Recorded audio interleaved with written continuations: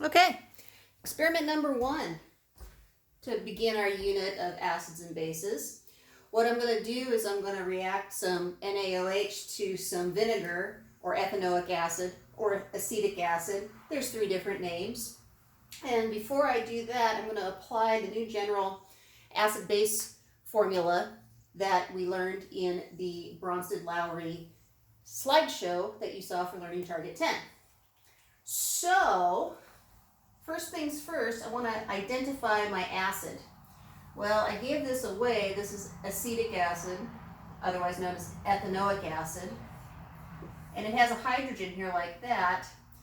Anytime you see a formula written out with a hydrogen kind of off to the side like that, I know for a fact that that's going to be my acid. And so this is going to take on the formula of H with an A over here like that. I can write this backwards from what I saw in the video as long as I recognize that this is going to be my anion. So this has to be my base over here. Another helpful hint, hydroxide is always a base. It's always going to accept protons because oxygen is going to want to take in those protons because of how electronegative it is. So what I've got here is my spectator ion sodium with my base here of hydroxide. So my acid is a proton giver and my base is my proton acceptor. My proton is here with my hydrogen. So this hydrogen is going to hook itself up with the base. And my new formula will look like HOH, otherwise known as water, plus some sodium that's just going to hang out in the solution because it's a spectator ion. I'm going to put a plus by it because I know it's an ion, plus some CH3COO with a negative charge there like that. And then to fulfill the general formula that I gave you in the slideshow, water accepted that proton, so it's going to be my conjugate acid. I'm going to call that Ca for conjugate acid. My anion over here is going to be my conjugate base, Cb for conjugate base, because it's turned back into a base. And then I'm going to have sodium over here. That's just going to be my spectator ion. I'm just going to call that X. This formula is in equilibrium. That means it has the ability to go back in the reverse direction. And so this water could potentially give a hydrogen back to the ethanoate, CH3COO, to make ethanoic acid again. And the OH could hook back up with the spectator ion. And this is in dynamic equilibrium. It will keep going and going until concentrations remain stable, even though the reaction is still changing from reactants to products and products to reactants. So, without further ado, let's see what this looks like.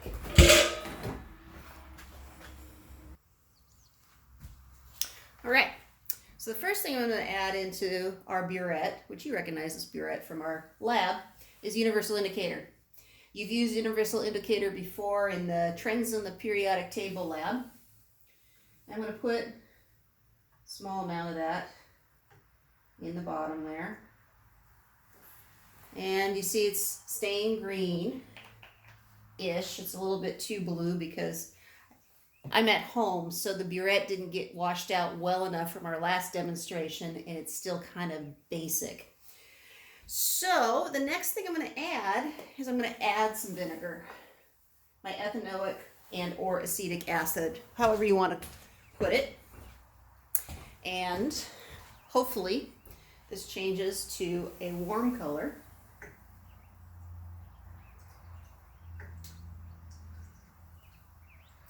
And because I brought home the wrong size funnel, it's going to take a while to seep in there. I am going to take a utensil and kind of block the flow here so I can get it to go in. I am going to pause the video here to empty out my vinegar. Okay, so I cleaned up my vinegar, and now I'm going to forego the use of the funnel and I am going to add my base, my sodium hydroxide, to this as carefully as possible. And the base is going to start to neutralize the acid. And watch what happens as I do this.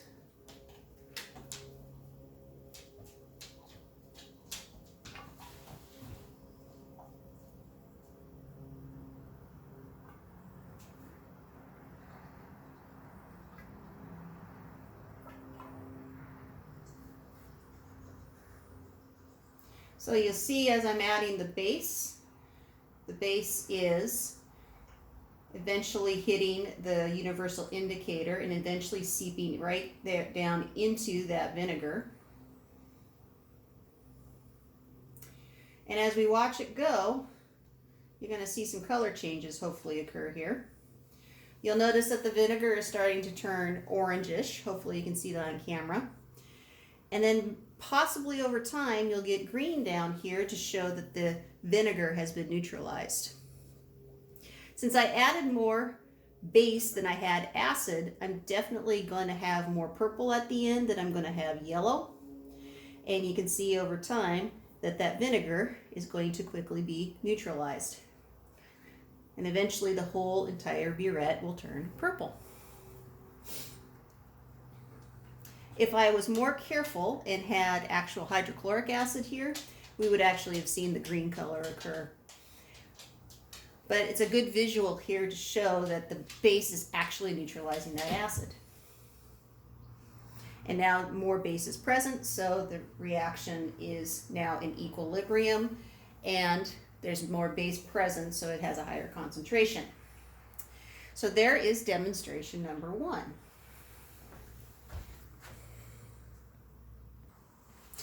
So here's our second example. This is going to be a not so intuitive acid-base question. This time I'm going to put carbon dioxide into water. Carbon dioxide is going to be in the form of dry ice. And if you are interested in environmental sciences, this experiment is for you, and it's a definite connection with what's happening with climate change, too much CO2 in our atmosphere, CO2 reacting to water to create an acid, as you're going to see. So in this case, water is going to be acting like the acid because it contains hydrogen, and hydrogen is the proton donor. So in this case, this one's going to be my acid, and my carbon dioxide is going to be my base. But this is not a double replacement reaction because I got 2 covalent compounds here. Instead, what I've got going on is a synthesis reaction where you're going to end up making one product, and that one product is going to be H2CO3, carbonic acid. And that carbonic acid is the acid, one of the acids that's increasing or decreasing the pH in our oceans and causing all sorts of problems. So let's see what this looks like in terms of our demonstration.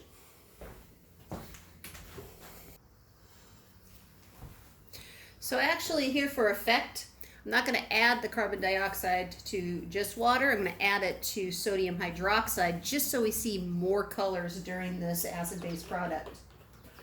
So I'm going to put in some sodium hydroxide base, and it's 1 mole per liter. So 1 mole of sodium hydroxide to every 1,000 milliliters of water. That's the concentration. I'm going to add to that I'm going to add more sodium hydroxide. Why not?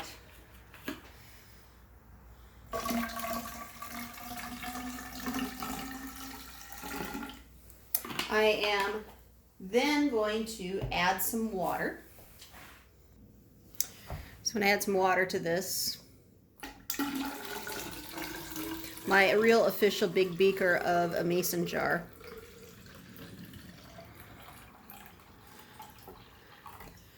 And when I put in my universal indicator, hopefully this turns purple because it is still basic, even though I've decreased the concentration by a factor of 10 because I filled it up to 1,000 milliliter mark.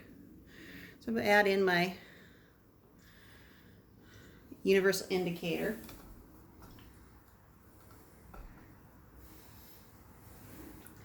Get that to seep all the way down to the bottom. And I need something to quickly stir, so I'm going to stir with ice water.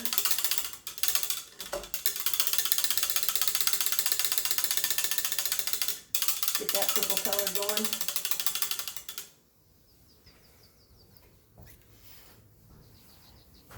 Add some more. Really get the purple going.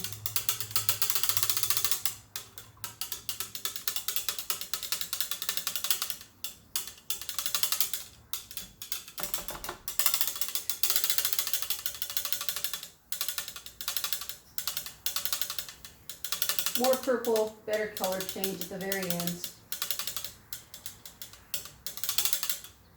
All right. So now I put on my safety gloves, because you never handle dry ice with bare hands unless you're Mike Jansen, and then he burns himself and still has the burn to this day from Halloween. And you grab some dry ice. I got a nice little piece of dry ice in here like that, and in it goes.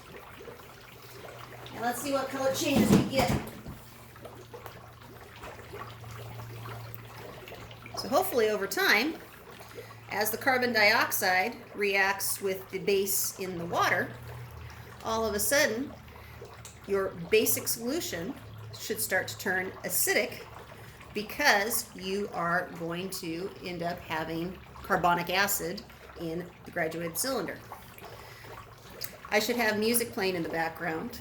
Maybe I'll do an edit at the end where I'll add some good music. We'll just let this run for a while and see what happens.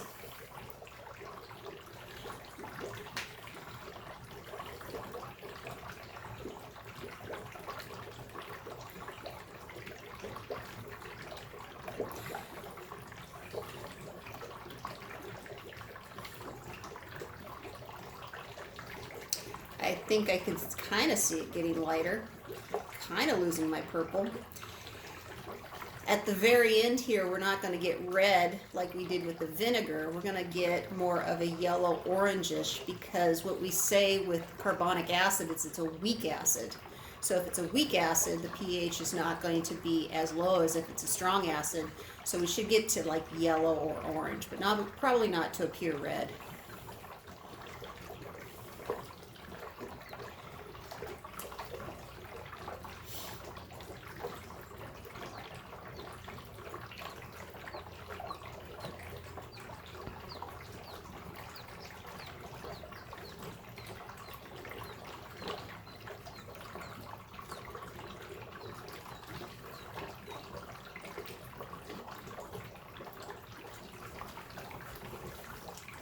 Why not add some more universal indicator and see what happens?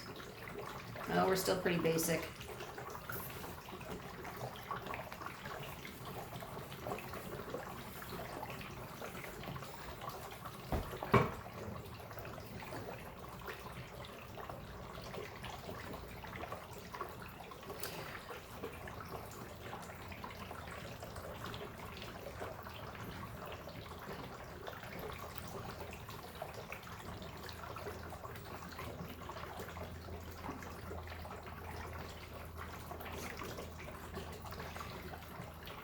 I'll fast forward this when I edit, I suppose.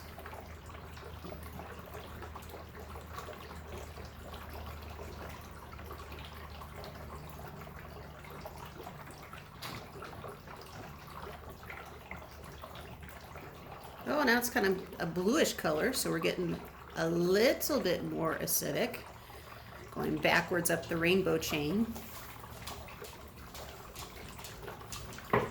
Still looks pretty blue on video though, or purple on video.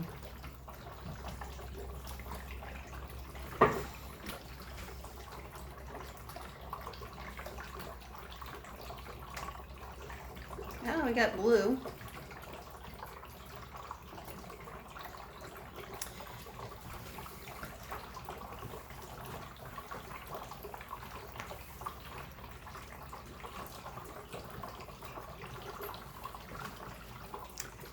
Color change is just not doing a good job on camera.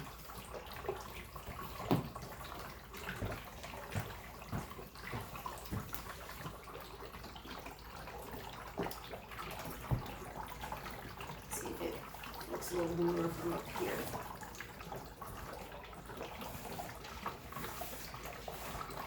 Material.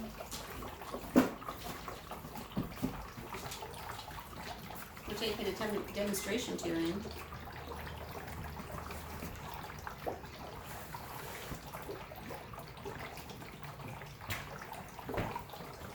That looks more blue. Goal is to get to yellow.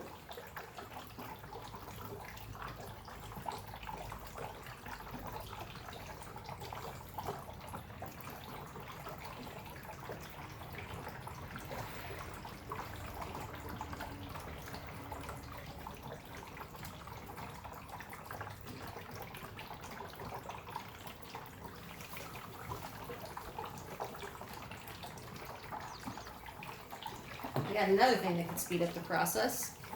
More dry ice.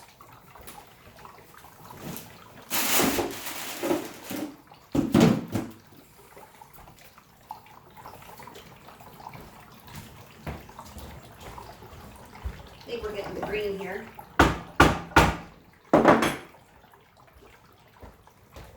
More dry ice will speed up the process.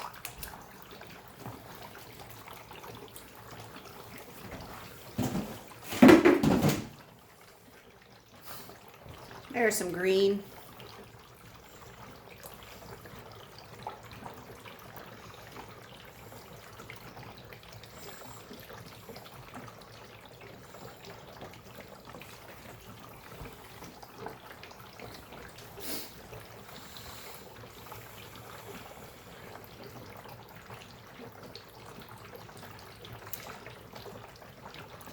So slowly but surely, our water is turning acidic. This is exactly what happens when you dissolve carbon dioxide into bodies of water such as oceans, lakes, streams, so on and so forth.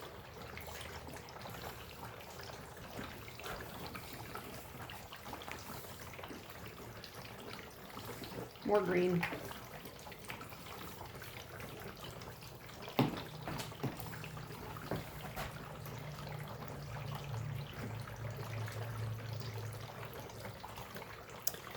We're getting more yellow now.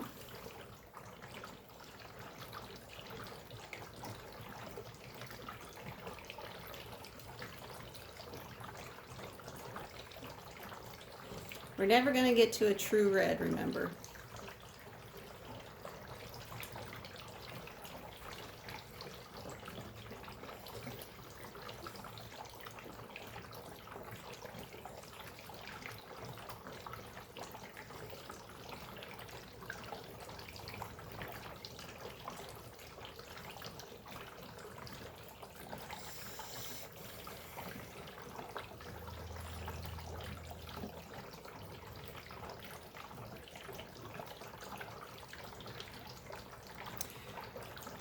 And we're probably reaching the end of our color spectrum since we're in yellow now and it's carbonic weak acid.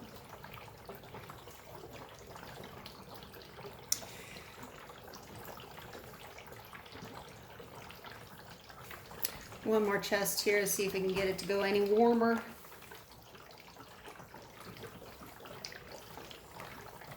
I think that's where we're going to be. Even changing the concentration of the carbonic acid by adding more carbon dioxide, I'm still not going to get a true red color because it takes a huge concentration of a weak acid in order to have a very low pH, which would register the red or orange color. So hopefully you enjoyed the color changes here, and thank you for watching.